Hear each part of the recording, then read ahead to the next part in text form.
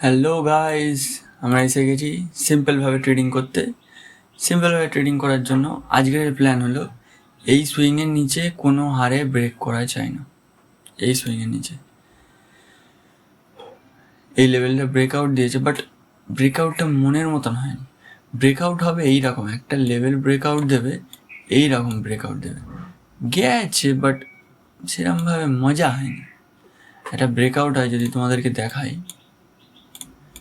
Breakout হবে এইরকম লেভেলে ব্রেকআউট হবে, এরমভাবে ব্রেকআউট আমার খুব পছন্দ। Just like the breakout. সারাদিন হোল্ড করে গেল এখানে, এরা সাইডওয়েজ গেছে, তারপর দিন ব্রেকআউট, কি সুন্দর। এই ব্রেকআউটটা আমার ঠিক পছন্দ হলো না, গেছে। যদি টপ থেকে হাই লো দেখি আমি, 650 পয়েন্টের মতো মুভ করেছে, কিন্তু ঠিক মজা আসলো না। ঠিক আছে, এখানে আমরা এইটাকে আমাদের সুইং ধরবো। ঠিক আছে, আজ এক্সপায়ারি আছে, এইটাকে আমাদের সুইং ধরবো 700, এদিকে 800।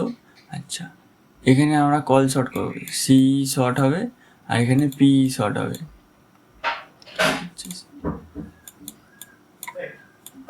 পি শর্ট হবে, এখানে সি শর্ট হবে। ঠিক আছে, সারাদিন বসবো। এবার যদি এর ওপরে চলে যায়, ঠিক আছে, এর ওপরে যদি ভুল করে চলে যায়, আমরা চেষ্টা করবো এর মাঝখানে মার্কেট যাতে বন্ধ হয় বা আমাদের পজিশন যাতে ঠিকঠাক ক্লোজ হয়।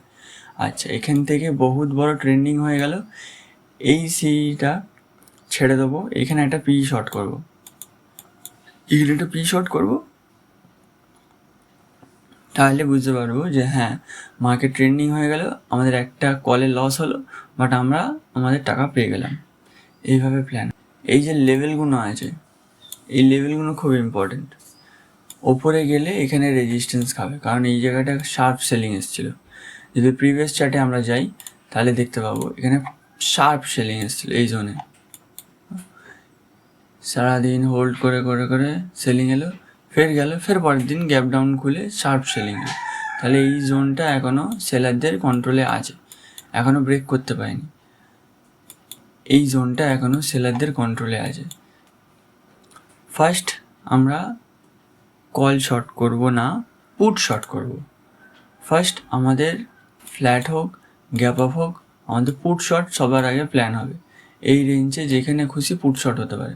আর যে এক্সপায়ারি আছে ওর, যদি না এখানে প্রাইস আসে, তাহলে পেয়ে গেলাম, ফুল টাকা পেয়ে গেলাম, যা আছে টাকা পেয়ে গেলাম। এবার যদি নিচের দিকে প্রাইস অ্যাকশন করে, এইটা ব্রেক করছে, তখন আমাদের কল শর্ট হবে এইখানে 82,600, 82,800, 700, এগুলোর কল শর্ট হবে। মার্কেটকে করতে দাও, মার্কেটে প্রাইস অ্যাকশন বানাতে দাও, ঠিক আছে? নাহলে অতটা তোমরা এখন বুঝবে না।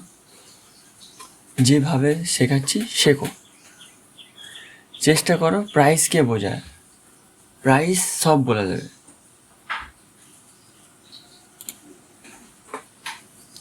নিফটিতে কালকে খুব সুন্দরভাবে কাজ করেছে, সেন্সেক্স বলো, ব্যাঙ্ক নিফটি বলো।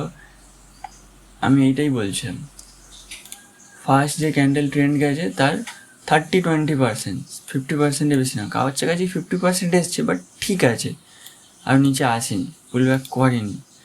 ডোজি ক্যান্ডেল করলো, হাই ব্রেক করলো, এখানে এন্ট্রি হয়ে যাবে, এখানে এসেল, কারণ কালকের থেকে পজিটিভই ছিল।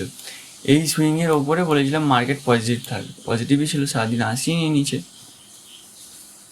এটাই হচ্ছে অ্যানালাইসিস হবে, এটাই হচ্ছে প্ল্যান। সিম্পলভাবে, বেশি না মাথা খারাপ করে, সিম্পলভাবে প্ল্যান হবে। এইটা বরঞ্চ 50%-এর বেশি ক্রস করে এখানে চলে এসেছে, এখানে আসা উচিত ছিল, বাট ঠিক আছে, কারণ এখানে সাপোর্ট নিয়ে গেছে। মেন প্ল্যান ছিল এটাই, যে এই সুইংয়ে যদি ওপরে ক্রস করে, আমি নিচের দিকে কিছু প্ল্যান রাখবো না, যা থাকবে ওপরের দিকে থাকবে। তাই হলো, ঠিক আছে, চলো, বাই বাই।